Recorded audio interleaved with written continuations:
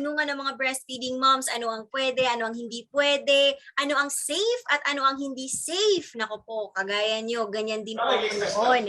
But paminsan-minsan ay hindi po nag-work o ang simpleng research natin. Kaya mas mabuti talaga na magtanong tayo sa kapwa natin, breastfeeding mom at lalong-lalo na lactation expert. Kaya nandito si Mommy Reggie. Mommy Reg, wag na nating patagalin pa. Let's start with the first item. Itong slimming coffee or slimming tea na marami na pong naglabasan. Marami ring tanong.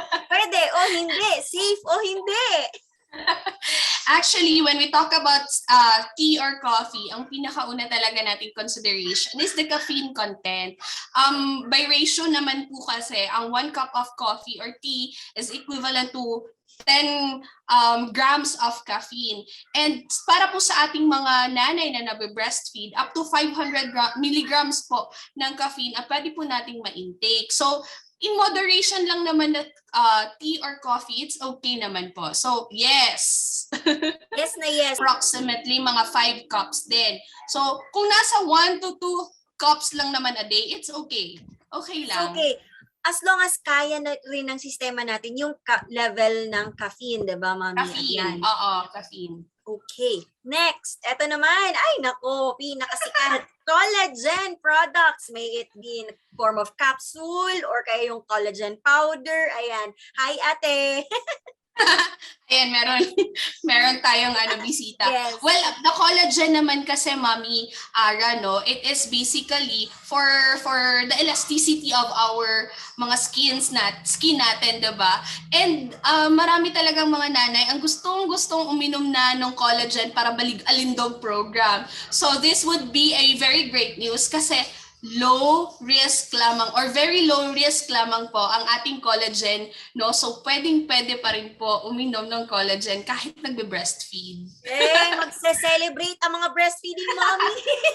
So, glutathione, naku, siguro nag-stamp si mommy ng glutathione pag-inject o kaya naman yung mga glutathione pills habang buntis siya. Siyempre, di ba, bawal naman yan para sa mga buntis. So ngayon, breastfeeding moms, pwede na kaya, Mommy Reg? Yung sa glutathione naman, ang pinakauna talaga na purpose why glutathione is intake na tinitake ng kahit na sino, buntis, pregnant or kahit hindi na mga tao is because primarily to boost the immune system. And of course, isa din itong napakababisang antioxidant. So, pagdating naman sa mga breastfeeding moms, it has very low risk din. So, pwede pa rin si glutathione na inumin. Ay, o, di ba? Magandang news. Oo. Winner, ha? Winner Oo, yan. pwede. Kaya mga mommies, ayan, part na yan. Pwede na yan, ha? Para sa inyo. Ito naman. Pwede ba ang Myra Pwede bang mag-breastfeeding moms? Oo. And actually po, ito, Mami Ara, ha, babalikan ko lang yung sinabi ng ating sikat na doktor, si Dr. Jack Newman, no? According to him, only 1% lamang ng mga ini-intake natin ang napupunta sa ating breast milk. So, ibig sabihin, kahit anong ini-intake natin, very very maliit lang na portion noon ang mapupunta sa ating baby. And mostly, wala itong effect.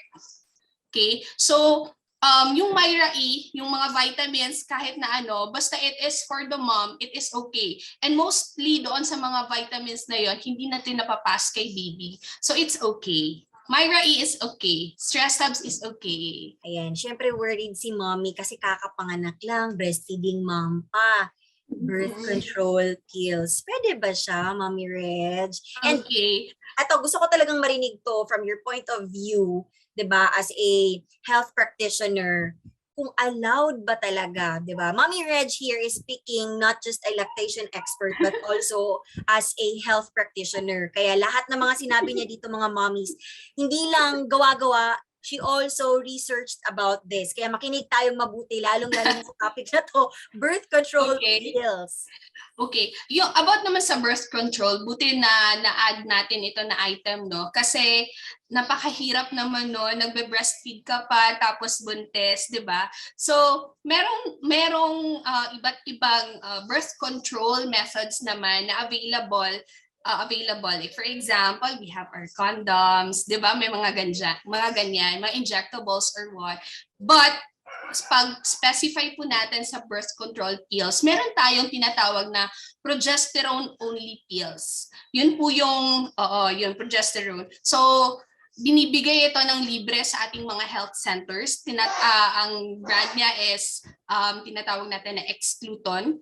Ayan, so progesterone-only pills. So, okay, safe na safe yon sa ating breastfeeding mothers. Ayun. So, pwede mga mommies, pwede hindi naman ito, yung follow-up question dyan kasi Mami Regis, hindi ba ito nakaka-apekto sa sa supply ng breast milk? Kasi may mga sabi-sabi na nag-take siya ng pills pero biglang bumaba yung milk supply daw niya. Does it really affect or may ibang factors na Yung ibang pills talaga, yung hindi progesterone only pills, nakakababa.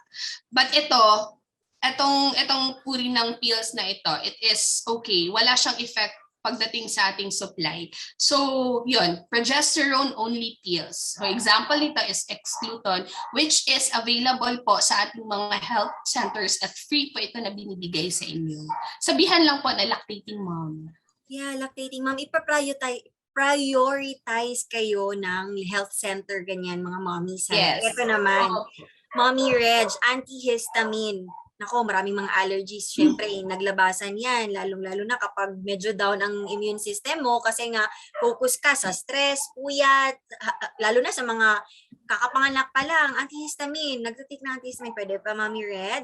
Okay. Yung sa mga antihistamine naman, meron tayong second generation ng mga antihistamine. Example nito is yung cetirizine hydrochloride, which is readily available naman sa mga butika natin. So, yung mga minor naman ng mga allergies, pwede siya. So, it is safe and has very minimal risk sa ating mga lactating moms and sa ating baby. Ayun. But other na mga medyo mas strong, strong na mga antihistamine, please consult your doctor naman. That's the right advice, Mommy Reg. Eto, antibiotic naman. Yung sa antibiotics, Mami Ara, I won't dwell on it ha, kasi yung naman, yung sa antibiotics, dapat prescribed talaga ng ating mga physicians. So, wala po tayong i-recommend na antibiotics, and if ever man na may need tayo na mag-take ng antibiotic, please inform our physician or ang ating prescribing physician na tayo po ay lactating so that they can give naman other alternative of antibiotic. Kasi sa panahon ngayon, marami na po talagang mga uri ng gamot, antibiotics or whatsoever, na pagsabihin natin na safe po sa lactating mom, meron silang binibigay na alternative. Yun. That's nice kasi may iniisip na rin nila ngayon, 'di ba? Ang kapakanan ni mommy tsaka yung baby rin niya. Ayan. Ito naman, melatonin. Si mommy na kulang sa tulog, baka gusto niyang mag-melatonin. Pwede ba? Melatonin is okay. Very low risk lamang siya. Yeah, very low risk for breastfeeding mothers, and it helps also na makapagpahinga si mama kasi baka nahihirapang matulog. Very low risk lamang po siya. Safe to ingest, mga mommies. Totoo yan. Kasi isa din, Mommy Reg, ang concern kasi natin, kaya ako tinanong itong melatonin, kasi baka naman, ma-over din, 'di ba? Mag-take si mommy, imbis na magbantay ng baby. Ayun, tulog na lang ng tulog. So kawawa din si baby. Ayan. Wag naman. Yung lang, right dosage lang naman ng melatonin. Yung okay lang, 'di ba? So anything na extra ay hindi okay. So what is safe for you, it's okay lang din kay baby. Diba? Ayan, good news yan mga mommies. Ito naman, Mommy Reg, may 3 bagay dito. Pwede ba magpa-blank ang mga breastfeeding moms? So una, pwede ba magpa-rebond or hair color si mommy? Dagdagan natin yan. pwede bang magpa-rebond, magpa-hair color, or magpa-perm? Di ba may mga mothers din na gusto nilang magpa-curly-curly? Actually, it is okay lang talaga kasi hindi naman papasok yung chemicals sa ating bloodstream. However, maging very particular doon sa keratin treatment and Brazilian treatment kasi mostly sa mga ganong treatment merong formaldehyde yung kanilang ano tawag mo dyan, treatment. So iwasan muna natin yon. But yung rebond and hair color and perm, may mga organic naman kasi na uri yun eh. So okay lang yun. Okay lang. Maganda tayo mga mommies. Oo, Maganda deserve ni tayo, mommy diba? na magpaganda kahit na may baby, kakapanganak, ayan. Kahit dun sa mga mommies na may toddlers na breastfeeding, ay, time to shine, time to be beautiful. Lalo na ngayon, gamitin ang bonus. Charot lang. But ito, Oo kasi nga. Mommy Reg, yung concern din dito about the hair products, mga hair treatments, I mean, yung ammonia daw, level of ammonia, kasi baka maamoy ni baby. Maamoy. Yes, may tip din ako para sa mga mommies na yan. So for example, after nyo, wag nyung dalhin si baby sa parlor. After True. nyo parlor, pagdating sa bahay, syempre, lalo na kung kung simpleng hair color lang yan, pwede nyong i-wrap yung buhok nyo pag ganito. Yeah. Habang nagpapadede. Syempre, wag niyong ilagay dito sa harap ang buhok niyo habang nagdedede si baby. Kasi Or talaga pwede din gumamit. yan. Or pwede din gumamit ng shower cup, mami. Shower cup. Diba? Shower cup is the most effective din. Pero yung problema kasi pag rebond, ayan, kaya medyo Oo, hindi yung mga pwedeng mommies natin diba? dyan. Tapos isa ding tip, mami, Ara, kasi yung iba hesitant din kasi paano si baby maiiwan? So meron naman tayong mga techniques dyan, diba? Pwede tayong mag-milk storage, mag-express tayo at dun yun yung ipa-dedicate natin kay baby habang may mga few hours tayong ipamper ang ating selves, di ba? Correct. Ito pa, Mommy Reg, pwede ba magpa-blank ang mga breastfeeding moms? Liposuction at RF. Ito na. Dito na tayo sa mga pampapayat, pampaslim, Slim. Yan. Actually, yung mga local anesthesia or kahit regional, diba? Pwede talaga siya. Pwede pa rin siya kahit sa mga breastfeeding mothers. So, wala siyang effect, hindi papasok.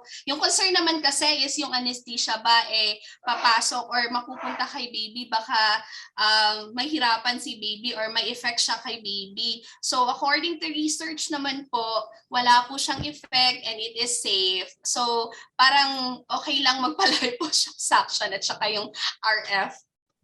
Ayan, laban lang dyan mga mommies. If you have the budget, why not? Go! Eto, pinaka-last question, Mommy Reg, at magtatapos na tayo. Eto, tattoo. Ayun. Pagdating naman sa tattoo, i-add ko lang din si derma. Si tattoo at saka si derma, pwede siya. Kasi sa surface lang naman siya, epidermis lang naman siya. And hindi siya, walang mapupunta sa bloodstream natin. So it is okay magpa-tattoo. No? Yung ink naman sa tattoo nasa surface lang. So if gusto talaga, go ahead. Kung doon ka masaya, go ahead. Be happy, mommy. Yes, kasi it's also your way of expressing yourself, mommy, di ba? Kung hindi mo nagawa yan when you were still single, why not ngayon? Isa ka ng mommy, go, push!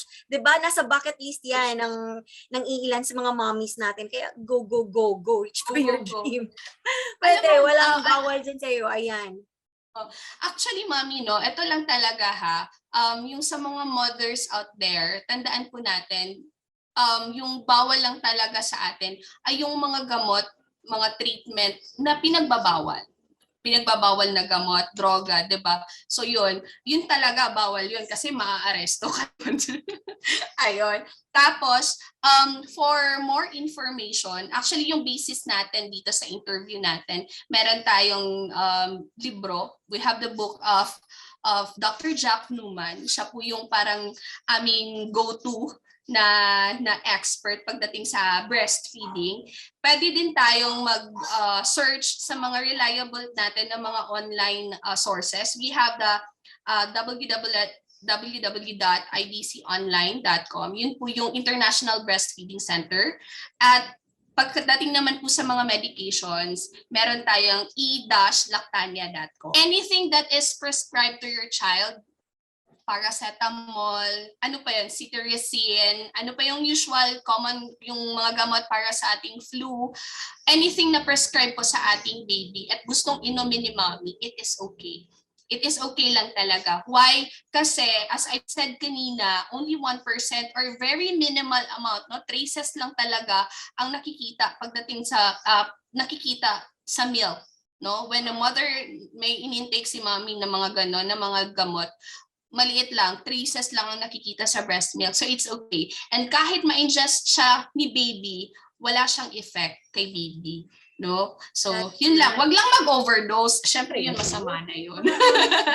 Pero syempre, itong mga mommies na to, pagod sila, gusto lang nila ng sometimes mag-relieve ng kanilang mga stress, mga nararamdaman nila. Pero syempre, nasa control pa rin yan natin mga mommies, okay?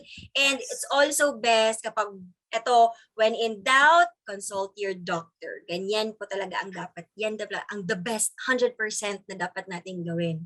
Kaya ayan, Mommy Reg, thank you so much for sharing. Thank you, Mommy Reg and mga mommies. Until our next vlog. Bye!